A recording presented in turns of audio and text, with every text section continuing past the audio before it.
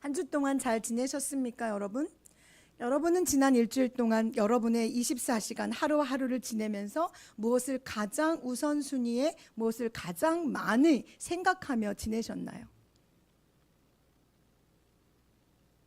여자친구? 남자친구? 나의 비전? 나의 앞으로 달려갈 길? 나의 결혼? 도대체 여러분의 어제 하루만 해도 여러분의 24시간 안에 여러분을 가득 채웠던 생각과 우선순위에 둔 가치는 무엇입니까? 짜장면? 어제 우리 차이나타운 가서 짜장면을 먹었는데 짜장면, 새우, 칠리새우? 뭐 이런 거 무엇입니까? 이 약하고 음란한 세대 가운데 여러분은 어떻게 여러분의 영혼을 지키며 여러분의 삶을 한 주 동안 살아내셨습니까? 아니면 지키는 것이 너무 버거워서 그 세상 가운데 무너져 내가 누군지 세상은 어딘지 구분할 수 없는 삶을 살다가 오늘 지친 몸 그대로 여기에 오셨습니까? 수많은 공격과 수많은 대적들이 여러분 좌우에서 위아래에서 여러분의 생각과 여러분의 마음을 공격할 때 여러분은 무엇으로 여러분을 보호하고 지켜냈습니까? 여러분을 지켜 여러분 되게 한 것은 도대체 무엇입니까? 오늘 우리가 함께 읽은 본문의 이 노아, 외롭고 철저히 고통스러운 삶을 살아낸 이 사람에 대해서 오늘 우리가 이야기를 나눌 것입니다. 어려서부터 들었고 너무 잘 알고 있는 사람 노아, 그러나 그를 조금만 더 묵상으로 들어가 보면 얼마나 외로웠을지, 얼마나 곤고하고 얼마나 힘겨운 삶의 여정을 그가 하나님의 거룩한 임재 앞에 한순간 서서 그 임재하심으로 인하여서 내가 붙들려 살았기에 그렇게 살 수밖에 없던 삶을 살았던 노아를 여러분과 오늘 함께 나누기를 원합니다. 노아의 세대는, 노아의 시대는 그랬고 지금은 그렇지 않다? 아니요. 여러분 지금이 더 지능적으로, 지금이 더욱더 간교하게, 영악하게 우리의 머리와 우리의 마음과 생각을 공격해오는 사단의 모든 세력에 우리는 노출되어 있고, 내가 알 수 없는 상황 가운데 노출되어져서 내가 공격을 받았는지, 내가 상처를 입었는지, 내가 피를 철철 흘리고 있는지도 알 수 없는 상황 가운데 내가 놓여 있음에도 알지 못하고 그저 그 자리에서 철철 흘리는 피를 그저 바라보며 이걸 어떻게 닦으면 좋을지, 이걸 어떻게 회복하면 좋을지 알 수 없는 세대 가운데 여러분이 놓여 있음. 이 세대에 여러분은 어떻게 여러분의 몸과 마음과 영혼을 지켜내시겠습니까? 봉사로 여러 가지 교회 일들로 분주하고 바쁜 여러 가지 여러분의 삶의 일주일을 지금 다 내려놓고 지금 오롯이 전능하신 하나님의 이름 앞에서 여러분을 바라보시고 거울처럼 여러분을 비추고 계시는 그분 앞으로 달려가셔서 여러분에게 주님이 어떤 마음을 주시길 원하시는지 듣는 시간이 되기를 간절히 소망합니다.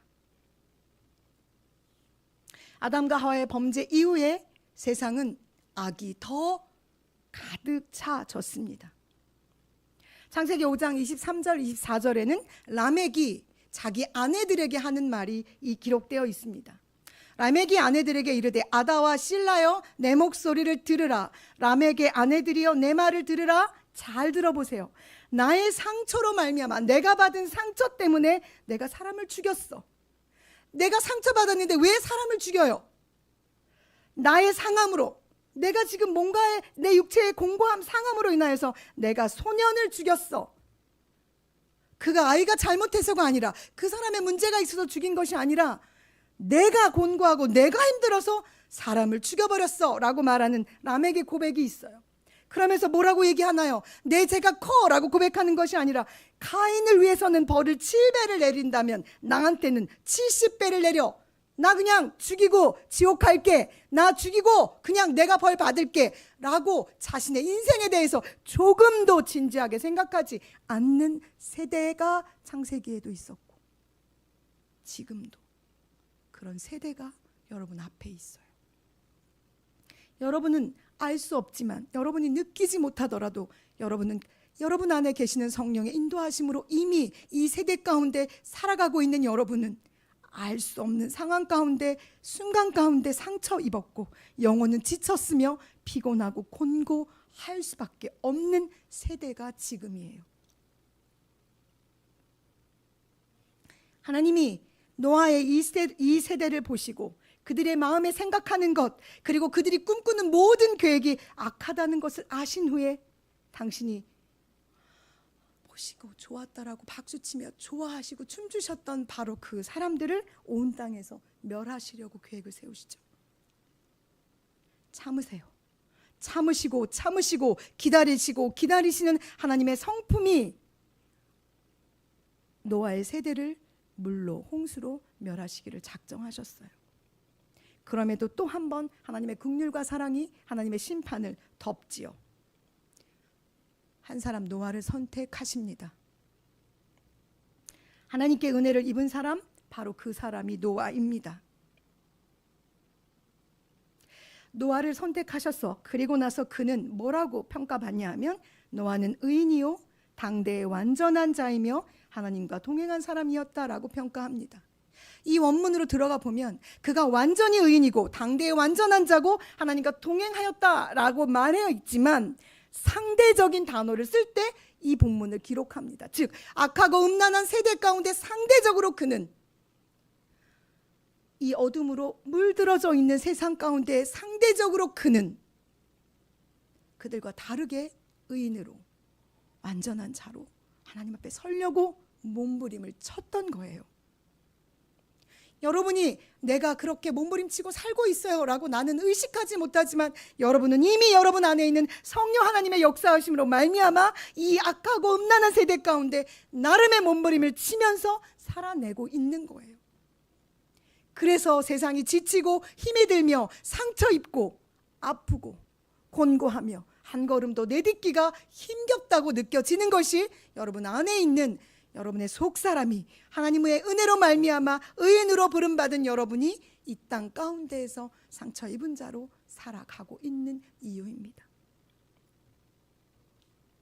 그러나 중요한 단어, 노아는 의인이요 라고 말했어요. 의인일 수가 없죠. 아무리 그가 상대적으로 악한 세대 가운데 의인으로 부름을 받았다 할지라도 그가 완전한 의인은 될 수 없어요. 왜요? 로마서 아담의 죄 이후에 로마서에서 기록하고 있는 것처럼 의인은 없나니 하나도 없고 선을 행할 수 있는 능력을 갖고 있는 자도 이 땅에 아무도 없기 때문이죠. 그래서 그 세대 가운데 내가 완벽한 의인으로 살아낼 수 없을지라도 그것 때문에 내가 그리스도인으로 사는 것이 참으로 버겁고 힘들고 이럴 바엔 내가 정말 차라리 믿음을 던져버리고 싶다라는 갈등과 고민 가운데 있을지라도 여러분 기억하십시오. 여러분은 예수가 십자가에 달려 죽으심으로 이미 선언된 의인입니다. 기억하십시오. 내가 죄 가운데 머물러 있을지라도 내가 연약해서 하나님의 말씀에 순종하는 삶을 살 수 없는 자의 모습으로 있을지라도 행여 주의 말씀이 나를 아무것도 건드리지 않는 것처럼 내가 그렇게 냉한 상태에 있을지라도 기억하십시오. 여러분을 위해서 예수께서 십자가에 달려 죽으심으로 그 핏값으로 우리는 이미 의인으로 선언되었습니다. 그러니 여러분은 당대 이 세대에 악하고 음란한 이 세대 가운데 여러분 한 사람 한 사람은 다 의인으로 부름받은 존재들입니다. 아멘입니다. 내가 믿든 믿지 않든 이것은 사실이지요. 왜요? 예수가 십자가에 달려 죽으셔서 피 흘리시고 십자가에 죽으셔서 그 온 몸에 있는 물을 다 쏟으신 후에 3일간 어둠 가운데 묻혀 계셨고 부활하시고 하나님의 우편에 계시며 다시 이 땅에 오실 것은 사실이니까요. 그리고 나의 죄 없음에 내가 죄가 있으나 죄가 없어 내가 덮을게 라고 하신 것은 내 편에서 하신 하나님의 약속이 아니라 하나님 편에서 하신 약속이기 때문에 이것은 변개할 수 없는 진리입니다. 그러니 이것이 은혜이지요. 이것이 은혜입니다. 내가 나 될 수 있는 것, 내가 내 이름으로 그리스도 안에서 살아낼 수 있는 것, 내가 하나님의 뜻 안에서 그분이 나를 통해 원하시는 삶이 무엇인지를 알아가는 것, 의인으로 이 땅에서 살려고 피 흘리기까지 씨름하며 싸워내는 이 현장이 바로 은혜입니다. 은혜 받은 자들의 특징이 있어요. 그게 뭐냐? 동행입니다. 나는 혼자 걷고 있는 것 같으나 절대 혼자 걷는 것이 아니라 내 옆에 주님이 함께 걷고 계신다는 사실이죠. 보이지 않으니 보여주세요. 들리지 않으니 들려주세요. 나와 함께 걷고 계신다는 걸 나에게 좀 이야기해 주세요라고 여러분 주님께 말해보세요. 내가 기도원에 올라가서 주님 앞에 부르짖어 기도한 적이 있어요.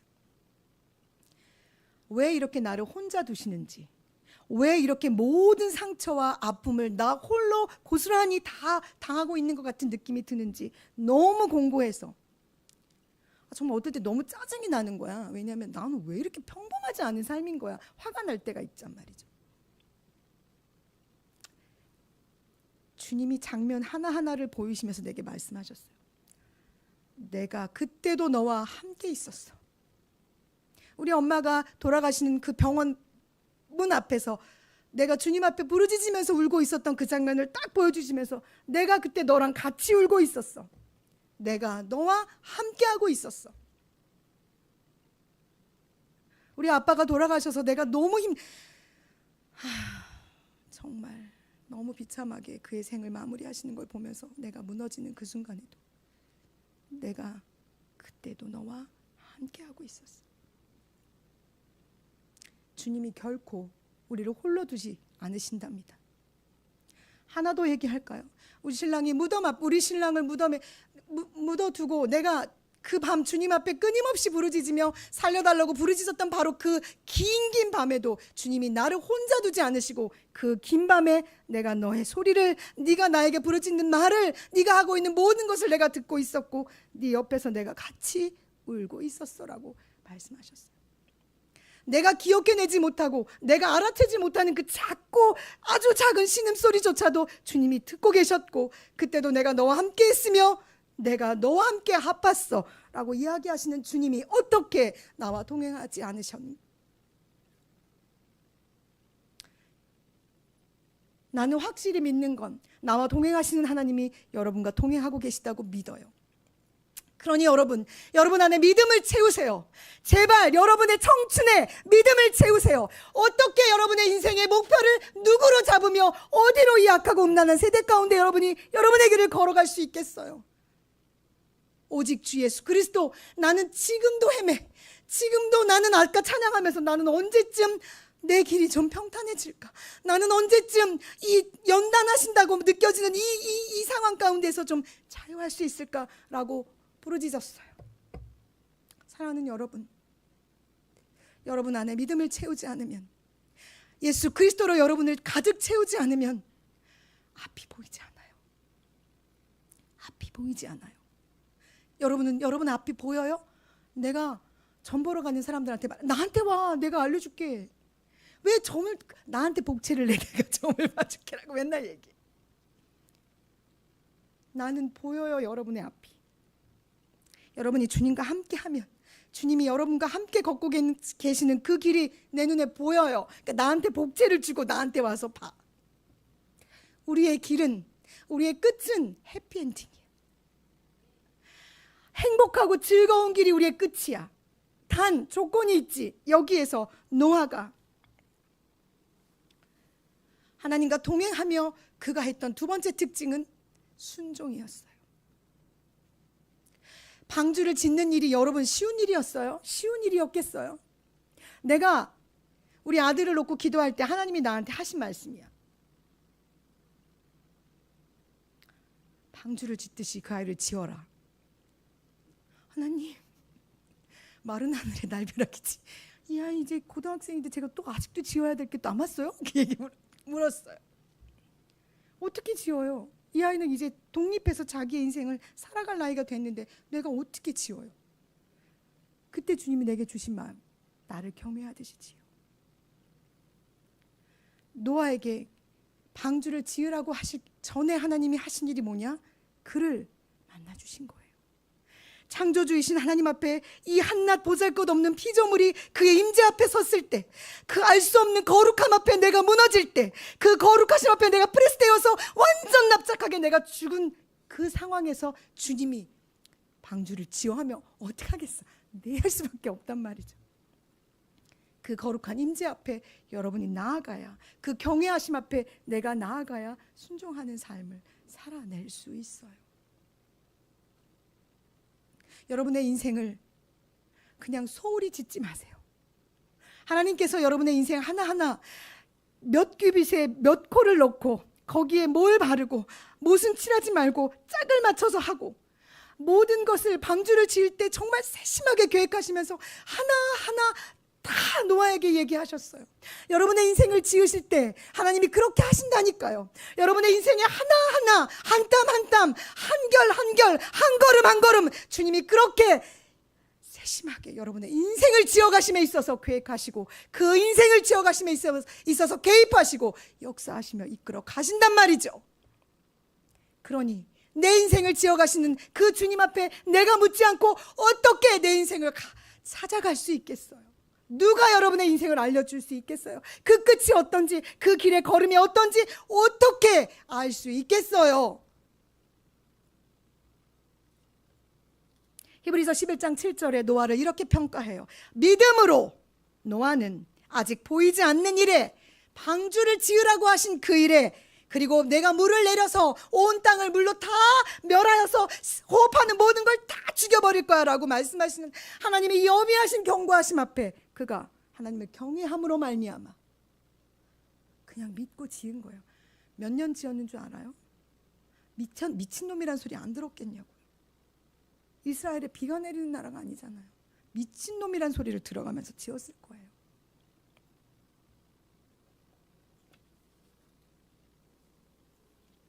그가 그렇게 방주를 지음으로 세상을 정죄하고 믿음을 따르는 의의 상속자가 되었다고 얘기해요. 그런데 로마서에서 놀라운 고백을 하죠. 너희도 의의 상속자야 라고 이야기해요. 여러분, 우리도 의의 상속자예요. 명령대로 다 준행. 노아에게는 2번이나 동일한 말을 사용하세요. 노아가 명령대로 다 준행하였더라. 노아가 명령대로 다 준행하였더라.